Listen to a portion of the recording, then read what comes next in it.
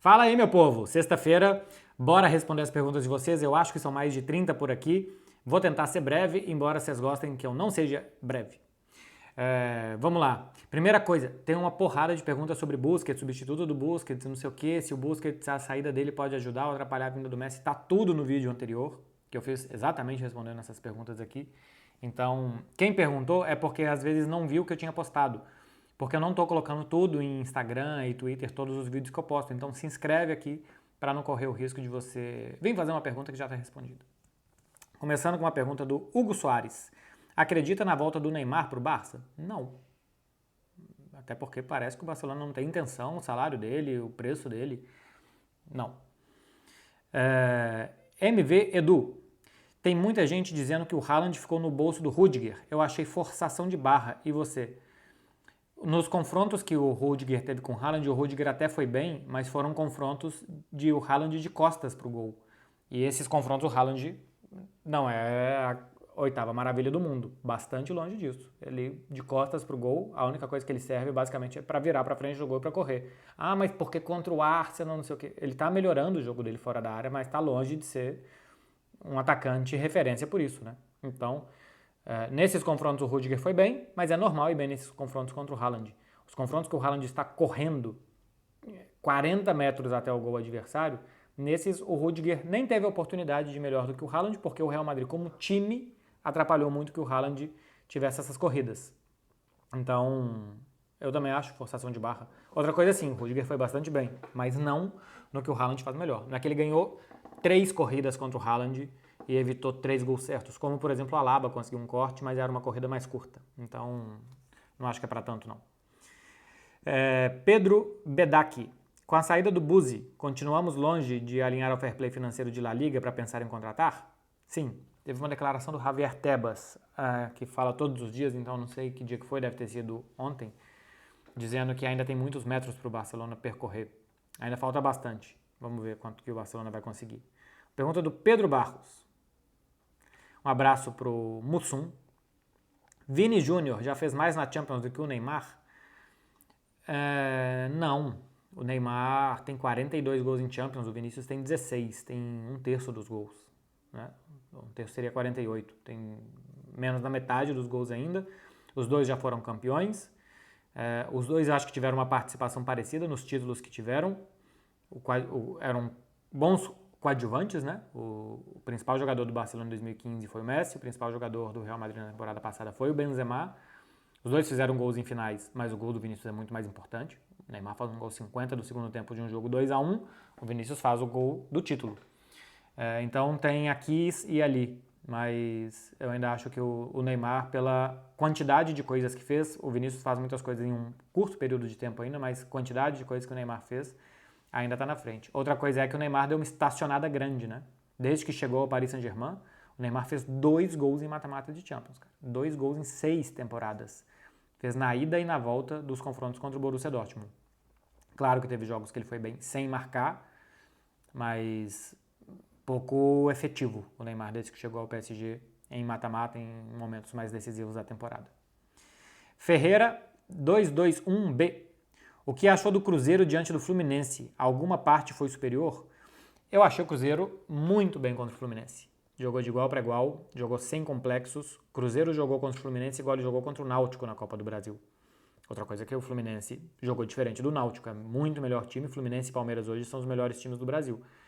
Mas jogou bem, marcou em cima, atacou com muita gente na área, muita ultrapassagem de lateral, fez muito bem a marcação-pressão em cima do Fluminense. O primeiro gol do Fluminense é um azar do Cruzeiro, bate-rebate na área, a bola entra. Teve uma cabeçada do Cruzeiro minutos antes que o Marcelo tirou em cima da linha, então lances muito parecidos, um deu mais sorte, outro deu menos. Só que depois do lance do pênalti, dos empurrões de Henrique Dourado e Bruno Rodrigues, aquilo ali atrapalha muito o time. Tem um vídeo de 10 minutos disso para quem é cruzeirense, lá no aplicativo do Cruzeiro. Toda sexta eu tenho vídeo lá. Eu falo bastante desse episódio do Bruno Rodrigues com o Henrique Dourado e também do jogo contra o Fluminense. Mas respondendo aqui para todo mundo, acho que foi muito bem o Cruzeiro contra o Flu. Luiz Gabriel, Beckler, como é trabalhar com a Clara? PS, acho vocês uns fofos. A gente também se acha. Como que é trabalhar com a Clara? Assim, quando a gente tá junto, é melhor com ela do que sem ela. Mas é normal, cara, assim, cada um tem as suas funções, cada um tá cobrindo um time normalmente, cada um tá...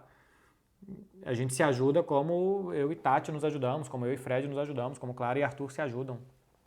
É completamente profissional dentro de um estádio de futebol, não muda absolutamente nada. Eu dou muitos toques nela e ela nem tantos em mim assim, mas poderia. Mas coisas que eu acho que pode melhorar e tal. Claro que eu falo mais com a Clara, isso aqui eu acho que poderia ser assim e tal, do que eu falo com os outros. Eu tenho um pouco mais de liberdade, mas de resto a relação profissional é idêntica e ainda bem, senão seria antiprofissional da nossa parte. Gui Franca. Você acha que o Botafogo vai ser um Arsenal esse ano? Não acho, cara. Tem 5 rodadas do campeonato. 5 rodadas. Calma, gente.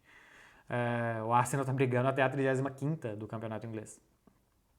Tá jogando muito bem o Botafogo. Temporada passada foi aquele subiu, se manteve bem, melhorou o time no segundo turno. E por enquanto acho que é um time que quanto mais pontos fizer, mais pode pensar qual que vai ser seu objetivo daqui a pouco. Acho que o objetivo de ficar na primeira divisão já era pequeno para o Botafogo, porque já tinha conseguido esse objetivo na temporada passada.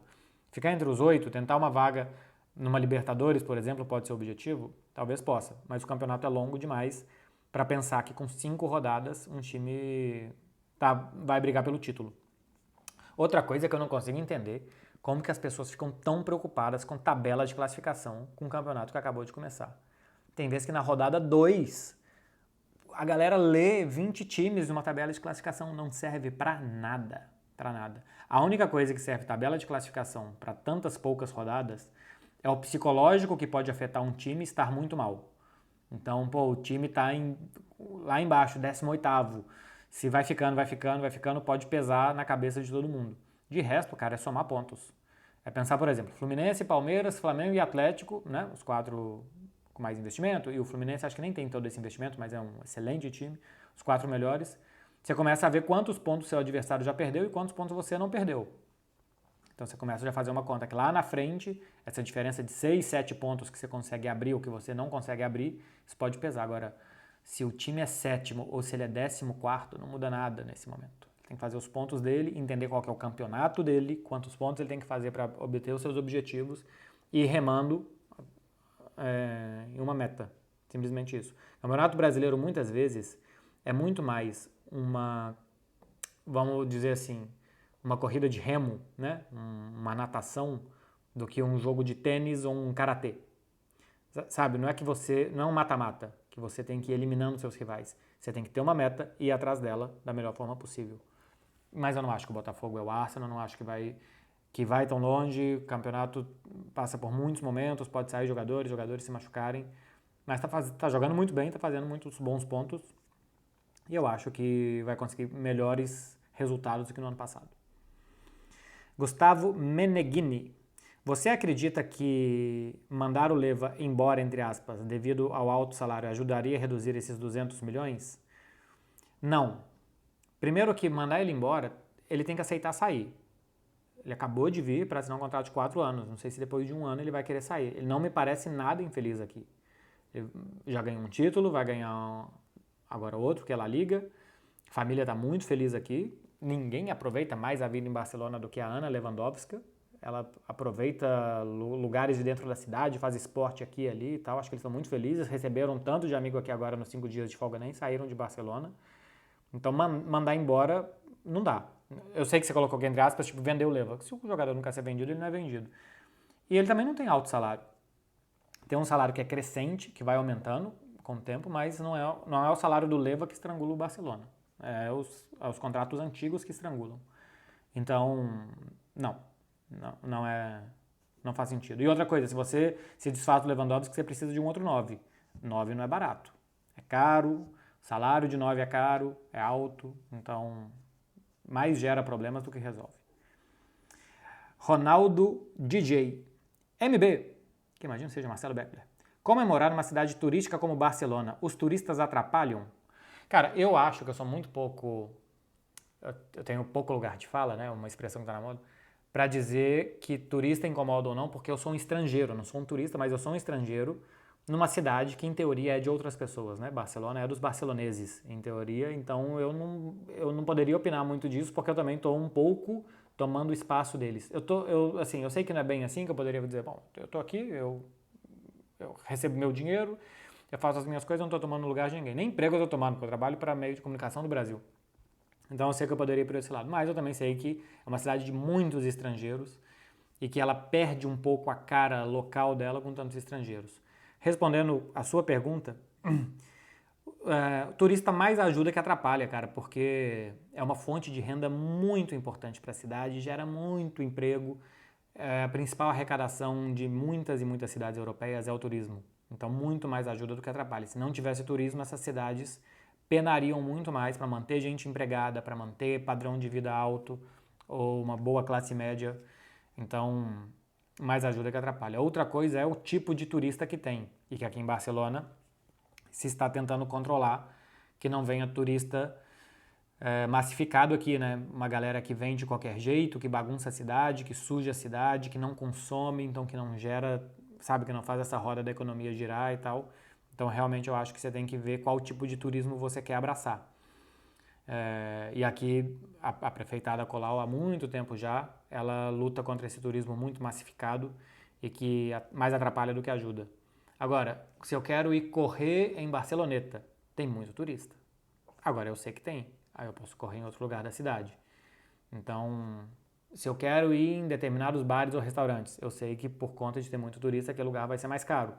Então, eu tenho que escolher outros. Ou pagar o valor. Agora, tem muito turista porque é linda, né? Então, tem muito mais vantagens que desvantagens. Tem mais uma do Gustavo Meneghini.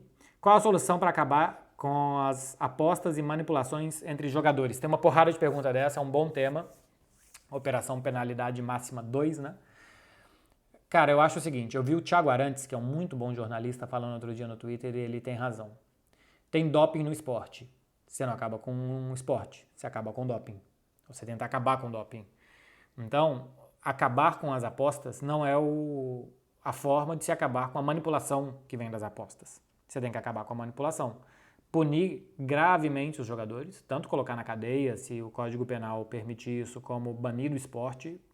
Mesmo que no banir, se der uma punição muito pesada, duvido muito que algum clube ou torcida vai confiar depois no cara que se submeteu àquilo. Então ele já praticamente está banido do esporte. E ter uma fiscalização muito boa, como essa do Ministério Público de Goiás, né? De ir atrás, de puxar o fio, de ir procurando e tal, que os próprios jogadores, se um dia forem procurados, que eles denunciem. Eu vi uma entrevista do Marçal ontem, eu vi que era a Aline Nassari, nossa repórter da TNT do Rio, perguntando para ele, eu não sei se era uma zona mista ou se foi só a gente que fez a entrevista com ele. Mas ele falando da abordagem, que veio uma mensagem no Instagram e tal. Pô, muito legal que o Marçal não tenha aceitado. Outra coisa é que eu acho que tem que denunciar. Denuncia, sabe? Que o clube tenha alguém que encaminhe isso depois para o Ministério Público, para a polícia e tal, que não seja o jogador, sabe? Que queira ter muita dor de cabeça.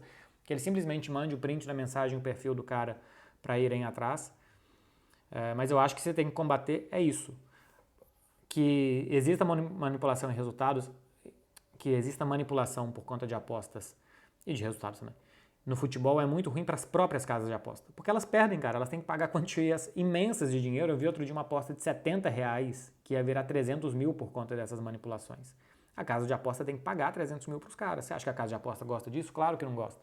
Você acha que os outros jogadores gostam de ter o trabalho deles colocado em dúvida? Claro que não gostam. Você acha que algum clube de futebol quer disputar um campeonato que não sabe se um pênalti está sendo marcado porque o cara fez um pênalti ou se é porque ele tem que fazer um pênalti para ganhar um dinheiro? Ninguém gosta, cara. Ninguém. Tá? Todo mundo perde. Todo mundo perde. Só os bandidos aí é que ganham e os jogadores de futebol que querem dinheiro fácil. Então, que os jogadores denunciem, que os órgãos competentes punam, que os caras vão atrás para descobrir e para fiscalizar toda hora. É assim. Mas eu não acho que é acabar com as apostas, porque é uma fonte de renda muito importante para toda a indústria do futebol. Os clubes são patrocinados, as TVs são patrocinadas, os jornalistas são patrocinados, os jogadores fazem campanha para isso também, né? A gente viu o Marcelo, que está no Fluminense na época do Real Madrid, já vi acho que Vinícius Júnior talvez fazendo alguma também, outros jogadores participando de promoção disso. Então é uma fonte de renda muito importante para todo mundo. Eu acho que é uma boa forma de se divertir vendo o jogo, se você jogar com responsabilidade, não for para ficar rico, não for... Tem até gente que faz isso, que é profissional disso, né? Sem manipulações e tal. E que é uma profissão quase de tipster. mas o grosso da população quer se divertir. Eu acho divertido, tá? Então, tipo, o álcool, bebida alcoólica, perdeu o juízo na sexta-feira. Se você beber muito todos os dias, vai virar uma doença, cara, e vai ser ruim. Mas se você beber para se divertir, tem gente que não gosta. Eu gosto, é legal e pode. Então, as apostas, se você apostar muito todo dia e tal, não sei o quê, vai te fazer mal, vai te viciar. Mas se é de brincadeira, se é para se divertir, se é para deixar um jogo que você está assistindo mais legal, eu não vejo problemas, tá? E eu falo isso bem abertamente porque, primeiro, eu faço, segundo, eu incentivo a fazer, terceiro, eu ganho dinheiro para isso. E eu não faria tudo isso se eu não acreditasse na coisa. Eu acredito na coisa. Eu acredito que dá pra fazer de forma saudável. E que tem gente que vai fazer que não é de forma saudável. Eu brinco com vocês aqui toda sexta pra vocês beberem, perderem o juízo, sei lá o que e tal. Porque eu acho que vocês vão fazer isso de forma saudável. Porque eu faço isso de forma saudável. Outro dia até uma ressaquinha normal. Faz parte do jogo. Não incentivo ninguém aqui a desrespeitar uma pessoa bebendo, a agredir alguém, a falar coisa que não deve, a beber todos os dias da vida dela. Então, simplesmente a gente ter noção, né, das coisas.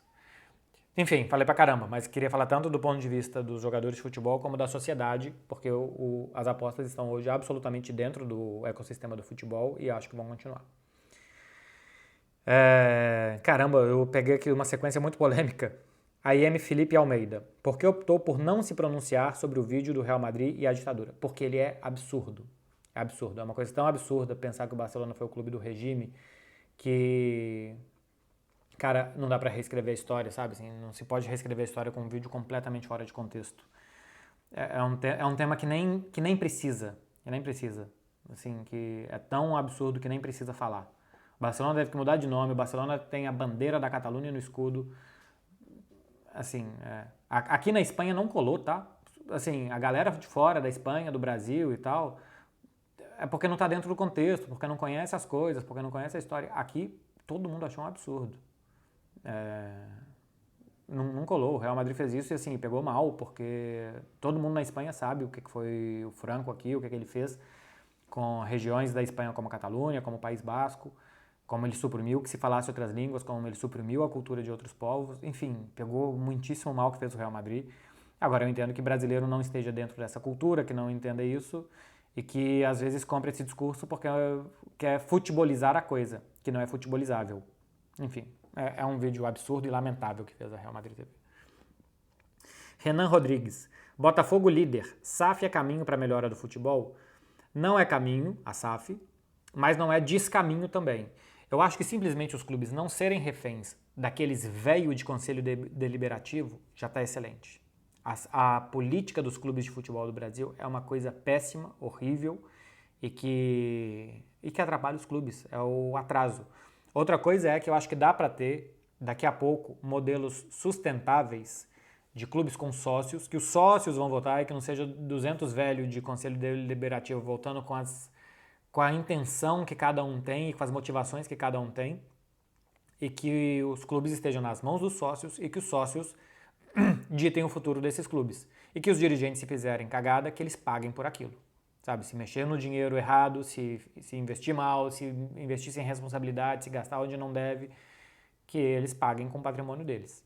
Então, o modelo, por exemplo, do Real Madrid, do Barcelona, né, que são clubes de sócios, eu acho que é muito positivo. Eu até prefiro do que a SAF. Agora, nesse momento do futebol brasileiro, com os dirigentes que a gente tem, com os conselhos deliberativos que a gente tem, com a irresponsabilidade com o dinheiro dos clubes que se tem, eu acho que os donos, que vai doer no bolso deles depois, então eles precisam ser muito mais responsáveis e muito mais profissionais, eu acho que nesse momento, sim, faz bem o futebol brasileiro. Júnior Corretor 95. Beckler, existe muita expectativa com Lamine Yamal? Sim, muita. Aqui existe muita expectativa. Eu conheço algumas pessoas que trabalham com jogadores jovens, que trabalham com agenciamento de jogadores e tal, e eles falam maravilhas dele. O que eu vi eu gostei, mas tem tantas perlas de La Masia que não acontecem como se esperava, que eu quero esperar também. Mas a perspectiva é muito boa. Vamos ver. B Braga 2. Por que disse que o Vini... Caramba, eu só peguei hoje aqui coisa polêmica. Por que disse que o Vini é um provocador justificando o racismo que ele sofre na La Liga? Eu não falei isso, tá? Insultos racistas são coisas injustificáveis. Injustificáveis. As provocações que o Vinícius faz e recebe dentro do campo, eu acho que não tem a ver com o que acontece fora do campo. A única coisa que pode ter relação é os caras odeiam o Vinícius Júnior, porque ele joga bem, porque não sei o que e tal, e eles querem machucar o Vinícius. Então, eles tentam agredir da forma mais suja e baixa possível, os caras da arquibancada. Agora, as provocações do Vinícius dentro de campo, acho que elas existem. Ele é provocado e ele responde, ele provoca. Tem vez que ele começa no Campeonato Espanhol. Ele tem 15 cartões na Espanha essa temporada, 5 por faltas e 10 por comportamento. Ou por ou comportamento com árbitro, reclamar muito, ou por comportamento com adversários. Então eu acho que dentro de campo, eu adoro o Vinícius, tá? Pra mim ele é o melhor jogador do mundo. O Haaland pode ser que ganhe o prêmio, mas jogar futebol hoje, pra mim, o Vinícius, nessa temporada, ninguém jogou mais do que ele. Dito isso, ele tem que melhorar o comportamento dele, porque às vezes os caras provocam pra tirar ele do jogo e ele cai na isca dos caras. De jogadores muito piores. Pô, o Vinícius é pra estar brigando, entre aspas, com os caras do Barcelona, do Manchester City, do Bayern de Munique. Esses caras têm que discutir com o Vinícius. Não tem que discutir, tá? Mas uma vez discutindo, ele tem que discutir com esses caras. Ele não tem que discutir com o jogador do Mallorca, com o jogador do Osasuna. Os caras falam, deixa os caras falando sozinhos. Os caras provocam, deixa os caras falando sozinhos. Os caras batem? Batem. O Vinícius é o jogador que mais falta sofre, que mais cartões provoca. Os árbitros dão os cartões para os caras que fazem faltas no Vinícius. Isso acontece. Quando o Gabriel Paulista deu um bico nele, o Gabriel Paulista foi expulso. Então, eu acho que ele é tratado pela arbitragem de forma correta aqui com os cartões que ele sofre. Eu acho que ele reclama muito. Agora, a parada do racismo para mim é outra coisa, cara. É uma outra coisa que tem a ver com a sociedade espanhola, com o desejo do ser humano de machucar pessoas. E eu acho que qualquer provocação que o Vinícius faça dentro de campo, quantas vezes ele limpar o escudo, quantas vezes ele discutir com os caras, quantas vezes ele tentar fazer não sei o quê, nada vai justificar nenhuma ofensa racista. Nada. Nada, nada, nada, nada. Se você entendeu isso aqui, Bé Braga, eu talvez tenha me explicado errado, mas você entendeu errado. Pode ser que seja culpa minha que expliquei errado, mas nada vai justificar. Nada vai justificar e ponto final. Outra coisa é que o Vinícius não provoque, eu acho que ele provoca. Acho que ele responde provocações, acho que ele contribui de alguma forma para que o ambiente dele seja tóxico. Tirando o racismo de lado, tá? Vamos falar só de provocações esportivas aqui. Ele contribui, com uma parcela menor do que seus rivais, mas ele contribui para que exista um ambiente tóxico em torno dele. Isso eu não tenho dúvida. Eu tenho isso bastante claro na minha cabeça. Não estou falando que eu estou certo, estou falando que eu não tenho dúvida. Posso não ter dúvida, está completamente errado. Arthur Mariano. O que acha do Palmeiras do Abel? Qual Abel? Palmeiras do Abel Braga? Nem lembro se o Abel Braga já treinou o Palmeiras. Cara, o Palmeiras do Abel é muito bom. É um time muito constante. Eu acho que ele é pensado a partir da defesa, mas já desde o ano passado ele é muito constante no ataque. Não é um time super envolvedor, embora tenha feito um gol agora contra o Grêmio tocando a bola por mais de 2 minutos. Não é um time que vai te tirar completamente do lugar e criar 1 milhão de espaços todo jogo, mas é um time que não para. Que tem muitos bons mecanismos de atacar, de defender, de recuperar a bola, de bola parada. É um time muito bom em muitas coisas do jogo. Muito bom em muitas coisas do jogo. Trabalhando com elenco curto, muitas vezes, com contratações, especialmente para o setor ofensivo, que muitas vezes não deram certo. É um time bastante bom, o do Palmeiras. Nos últimos anos do Brasil, é o time mais constante, que sabe brigar em muitos contextos diferentes, sabe jogar dentro de casa, sabe jogar fora, time que não se parte. É muito difícil ganhar do Palmeiras, eu não sei se alguém consegue ganhar do Palmeiras por mais de um gol de diferença algum dia na vida. Teve aquele Palmeiras e River, né, que o Palmeiras goleou fora, depois tomou 2-0 em casa. Mas acho que ganhou fora 4-0 e perdeu 3-0 em casa, ou ganhou fora 4-1 e perdeu 2-0 em casa, alguma coisa assim, né? Mas assim, ganhar de 2 gols de diferença do Palmeiras é uma dificuldade, porque é um time muito constante. E que desde o ano passado ataca melhor. Acho que era um time que antes se defendia muito melhor, mas desde que o ano passado ataca melhor. Enfim, é um timaço de futebol. De Marcelo 11. Pergunta talvez fora do contexto, mas por que a TNT priva alguns programas para outros P? Isso aqui certamente outros países, né? Eu não sei se o Di Marcelo é brasileiro ou não, ele tá com uma roupinha de futebol aqui, deixa eu ver. Ah não, ele tá com um terno e, pô, tá elegante aqui o Di Marcelo. Achei que era tá num campo verde, achei que era uma roupa de futebol. Cara, tem muitos programas que, por exemplo, Fred Beckler, que não vão pra fora do Brasil porque tem imagens da Liga dos Campeões. E a TNT tem os direitos de transmissão da Liga dos Campeões no Brasil. Então a gente não pode mostrar lances da Liga dos Campeões fora do Brasil. Então o vídeo só pode ser exibido no Brasil, entendeu? A mesma coisa acontece aqui na Espanha. Tem um tanto de vídeo da Movistar que eu gosto, do programa El Dia Después, que eu posto e que ninguém vê, porque só pode ser mostrado aqui. Então é simplesmente uma coisa de direitos de transmissão. Se a gente não coloca um geoblock, a gente é denunciado para o YouTube, para o Google, e o nosso vídeo é derrubado, e às vezes até o nosso canal é derrubado por mostrar a imagem onde a gente não pode. Então, por isso. É uma pena. Tem um tanto de conteúdo que tem uma galera, Moçambique, Angola, Portugal, que queria assistir e não consegue. Yuri 4 Alexandre. Não, é Yuri Alexandre, só que com 4 no lugar do A. Você acha o Haaland decisivo? Eu tenho a impressão dele não ser muito decisivo. Yuri, ele tem 51 gols na temporada, cara. Ele é muito decisivo. Muito decisivo. Fora que, assim, num jogo contra o Arsenal, por exemplo, que ele só fez um gol e fez o 4º gol, então ele foi menos decisivo, ele deu 2 assistências naquele jogo. Cara, um jogador que faz 50 gols em um ano, ele tá decidindo muita coisa. Muita coisa. Não sei de onde você tem a impressão que ele não é decisivo. Ele é decisivo demais. Ele é tão decisivo que ele faz times, mesmo no jogo que ele não marca, ou que talvez ele demore mais para marcar, ele faz o time jogar diferente. O time não pode jogar tão em cima, o time não pode se expor tanto, porque às vezes num chutão que vai da defesa para o ataque, ele decide. Olha o jogo contra o Bayern de Munique, por exemplo. Ítalo Io. Você acha que se o Messi voltar, pode matar a evolução do time, já que o time tem que ser armado para ele? Ítalo, eu me preocupo mais com o time sem a bola do que com.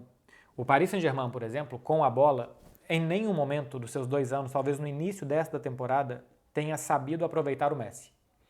Reunir jogadores em torno dele, passes curtos, muitas combinações ali, e alguns jogadores para ele esticar a bola e depois correr em segunda linha, né? Que ele fazia no Barcelona do Valverde, por exemplo. Muita gente aqui, ele, Rakitic, Busquets, o lateral direito tocando aqui, o Suárez lá segurando o zagueiro e o Jordi Alba, o Dembélé passando. Então tocava, atraía o time todo adversário para cá, girava a bola lá para o outro lado, e aí entrava um tanto de gente na área, entrava Arturo Vidal, entrava Suárez, entrava Coutinho, às vezes entrava o Rakitic, e o Messi entrava em segunda linha para finalizar, porque esses caras entram na área e empurram um tanto de marcadores com ele. Então, com a bola, eu tenho certeza que o Barcelona do Xavi conseguiria fazer isso. Lewandowski e Messi no ataque, o Messi praticamente colado num zagueiro só para um eliminar um sem a bola, o Lewandowski fisicamente é mais potente que o Messi, então, para marcar e tal, e talvez pudesse funcionar assim sem a bola. Agora, o Barça dessa temporada, a maioria de gols que ele faz é recuperando bola. Se essa pressão não está muito bem ajustada, ia estourar até mais na defesa. Porque o time que tomou 11 gols em 34 rodadas do Campeonato Espanhol, 33, não fez isso só porque Ronald Araújo e Ter Stegen são bons pra caramba. Fez isso porque a pressão desde lá da frente é boa. E um tanto de vitória de 1-0 foi porque a pressão lá na frente fez o Barcelona recuperar a bola. Então o trabalho de Gavi, Lewandowski, Rafinha, Pedri, De Jong, trabalho com o trabalho desses caras para recuperar a bola na frente é muito importante para não estourar atrás e para fazer gols também. O maior problema do Barça essa temporada é quando ele tem a bola, que ele constrói muito pouco com a bola, e isso o Messi pode ajudar demais. Se o Messi ajuda a construir com a bola, e se o Xavi consegue montar um time que vai continuar pressionando bem assim sem a bola, é um timaço, cara, é um timaço. A partir daqui, Messi tem que vir, tem que conseguir montar, e vamos ver se funciona. Mas eu já me preocupei mais. Na temporada passada, por exemplo, que o time era um time mais vibrante, com a Dama de um lado, com o Ferran do outro, com o Aubameyang, caras sempre que corriam muito, eu via menos o Messi encaixado.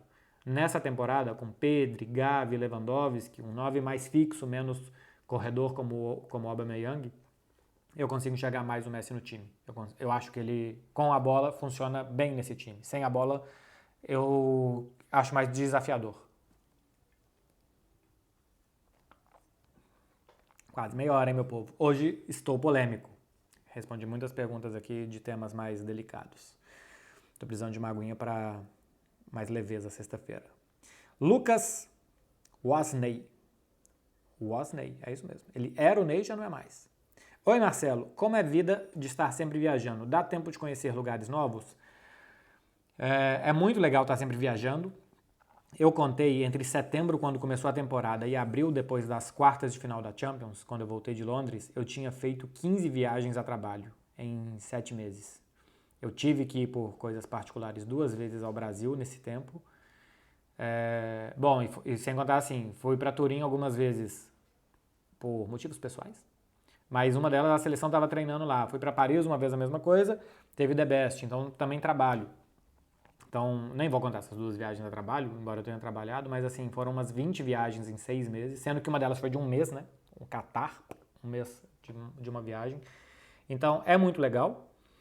Atrapalha a rotina, eu tava com muita saudade de fazer supermercado, de ir uma semana inteira na minha academia, de aproveitar coisas de Barcelona. Tem muito tempo que eu não jogo pádel com os meus amigos aqui, que eu gosto muito. Então atrapalha um pouco essas coisas, mas também assim, ficar 2 semanas em casa eu já não aguento mais. Tô doido pra ir pra Milão agora, domingo, porque já é muito tempo em casa. Conhecer novos lugares, dá, cara, mas assim, repete muito, né?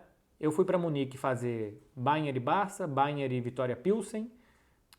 Vitória Pilsen? Fiz Bayern e Vitória Pilsen. E eu fui fazer o Bayern PSG. Eu fui 3 vezes para Munique. Fui para Londres fazer Morte da Rainha.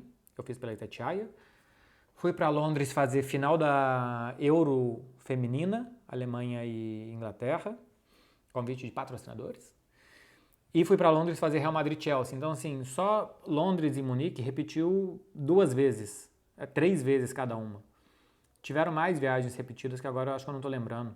Mas enfim, às vezes repete muito. Então, isso às vezes, já conheço Londres, já conheço Munique, eu vou num parque diferente, vou num restaurante diferente. Mas eu fiz pouca viagem de conhecer lugares novos essa temporada.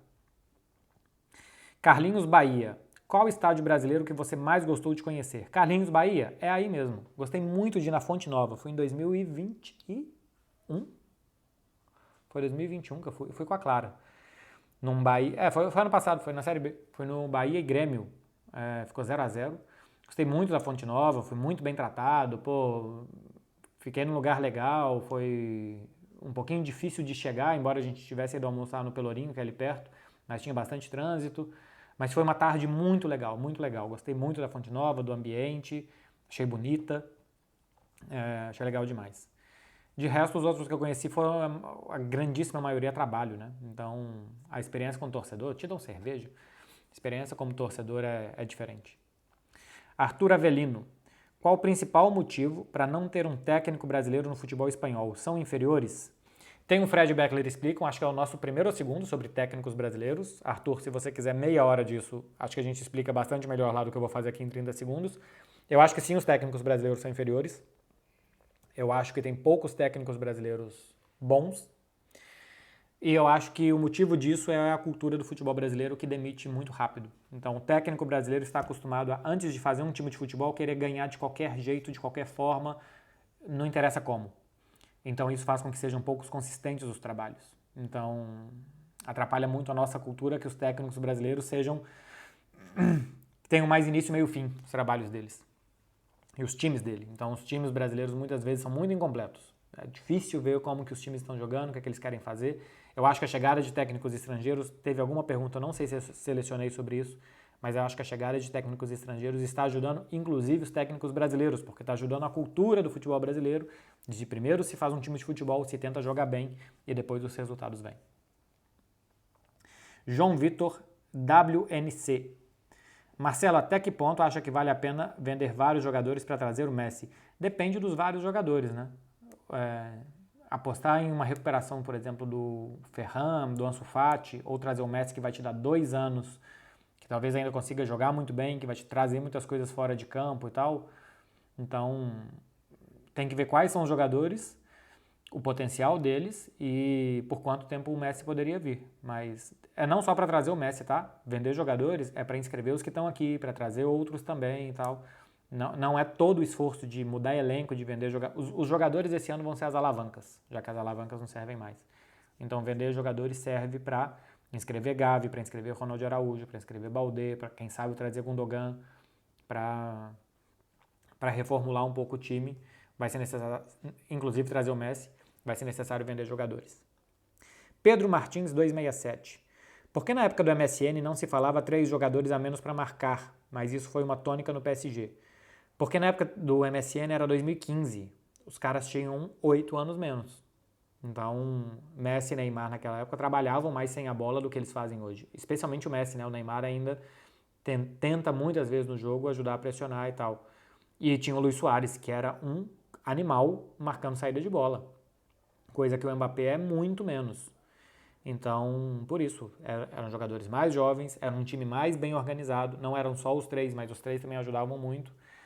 E a diferença de Luizito Suárez e de Mbappé na entrega de marcação adversária é muito grande. Cara, ainda tem muita pergunta ainda, já são 35 minutos.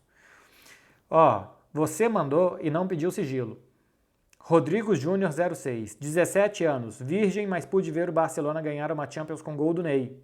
Mandou uns coraçãozinhos e um soquinho. Rodrigo Júnior, imagina o dia que as coisas acontecerem para você. Que você vai ter visto o Barça ganhar a Champions com gol do Ney e vai ter comparecido ali. Vai ser um dia muito legal para você. Sofia Del Valle, o que acha da possível saída do Rafinha?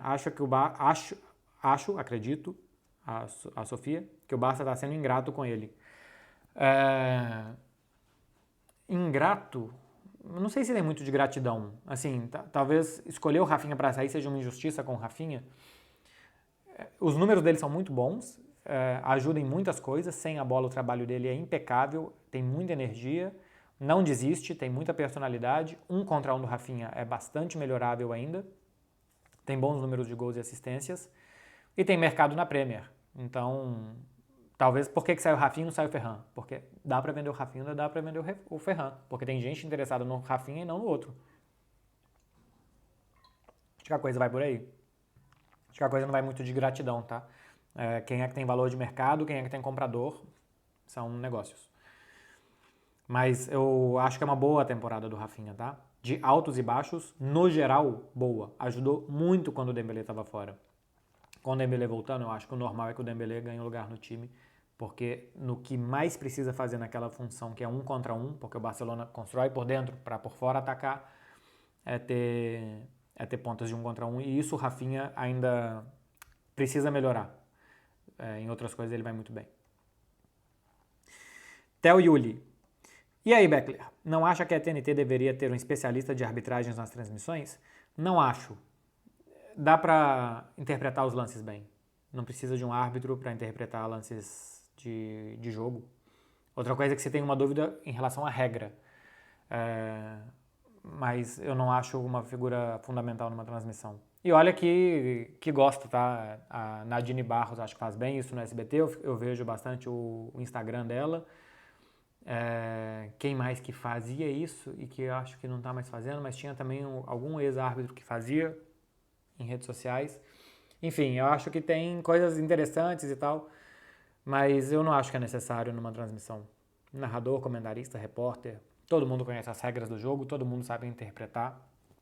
Acho que todo mundo sabe ver se uma falta é falta ou não é. Não acho que faz falta na TNT, não.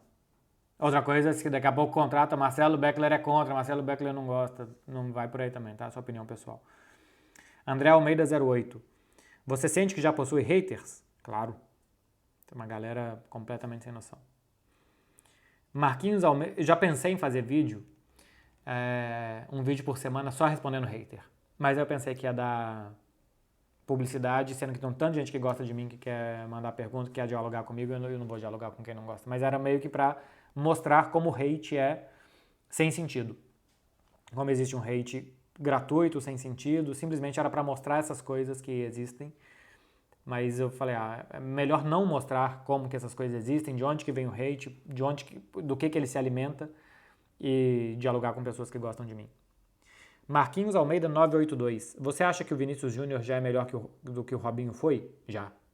Tomada de decisão, capacidade de decidir, finalização de fora da área. Acho já sim. E tá em curva crescente ainda o Vinícius. Assim, no alto nível de futebol europeu, acho que já mostrou mais do que o Robinho. E se simplesmente estabilizar essa curva 2, 3 anos, ele ainda vai ter 2, 3 anos excelentes. Então, tá acima do Robinho já sim. DNFXL1. Acha que o modelo com 4 meio-campistas veio para ficar de vez? Para ficar de vez, acho que não. A questão é que com a aparição do Baldé, ele precisa de muito campo para correr. Então, ponta esquerda tem que ser um ponta que jogue bem por dentro, para não ocupar o espaço do Baldé. Então, o Barça tem que achar um jogador daquela posição que não jogue tão aberto. E o Baldé precisa melhorar muitas coisas do jogo, né? Porque, por enquanto, ele corre muito bem. Mas com ataques mais estáticos, com defesa mais fechada, entrar em diagonal, usar pé direito, tudo isso o Baldé ainda tem que melhorar muito também. Fernando SD21PNG. Vocês correspondentes conversam durante o jogo? Exemplo, você e Tati no Real Madrid e Chelsea. Sim, a gente fica um do lado do outro e conversando bastante, se ajudando. Olha, serve aquele ali para aquecer, quem é aquele cara que está caído, olha como é que esse aqui está se movimentando e tal. A gente fica... A transmissão com o microfone fechado é bastante boa também. Fabrício Moraes Barber. Você acredita que o futebol brasileiro evoluiu com a ida dos treinadores portugueses? Sim, falei disso mais cedo. Acho que melhorou sim com a ida dos... que melhorou sim com a vinda dos técnicos brasileiros, né? Ou com a ida dos técnicos portugueses, perdão, porque não estou no Brasil. Acho que sim, melhorou. Não só dos portugueses, mas principalmente dos portugueses, né? Porque Jorge Jesus, Abel Ferreira, esses dois principalmente, pelo impacto que teve o Jorge Jesus e pelo tempo do Abel Ferreira, acho que melhorou. E o Vojvoda, que não é português também, né? Bastante tempo no futebol brasileiro, também ajudou. Acho que estão ajudando o desenvolvimento do futebol brasileiro. Hoje eu assisto vários jogos no Brasil sem me incomodar. Porque tem vezes que eu assisto porque eu tenho que assistir, mas eu assisto times Champions. Assisto o Bayern, o Real Madrid, o Barcelona, o Manchester City, o Arsenal, que não é um time Champions, mas está muito bom e tal, o Napoli. E de vez em quando tem um Fluminense e Cruzeiro. É um bom jogo, cara. É um bom jogo. Dá pra ver sem nenhum problema. Então, tem muitos times brasileiros que dá pra ver assim. Tem que melhorar a qualidade de campo, de gramado, de cultura de muito xingamento, de muita reclamação. Tem muita coisa pra melhorar ainda, mas qualidade de jogo tem muita coisa boa no Brasil. Bem melhor do que tinha há 4 anos atrás, há 5 anos atrás. Acho que tá melhorando sim. Meu povo, quase 45 minutos. Acabou. Quem já assistiu isso aqui já venceu a sexta-feira. Sexta-feira é um dia feito para você assistir um vídeo e depois já começar a se divertir. Então vá se divertir. Domingo o Barcelona pode ser campeão. Eu sei que o público aqui é muito torcedor do Barcelona. Então já se prepare para sair de si hoje e só voltar na segunda-feira campeão. Você imagina? Você dá um corte na sua linha temporal. Sexta-feira começa a aproveitar. Acorda segunda-feira campeão espanhol. Por que não? É uma boa forma de vocês se divertirem e de aproveitarem o final de semana. Faz favor. Eu passo a semana inteira aqui fazendo 5, 6 vídeos para vocês falando juízo, juízo, juízo. Alguma hora tinha que falar. Acabou o juízo. Sexta-feira não tem mais. Não tem mais jeito de manter o juízo uma hora dessa. E é final de semana de Dia das Mães também. Então é um ótimo final de semana para vocês falarem: mãe, eu cumpri tudo o que você disse 6 dias na semana. Teve um dia que eu decidi ouvir outra pessoa. Um beijo para vocês, gente. Bom final de semana e aproveitem.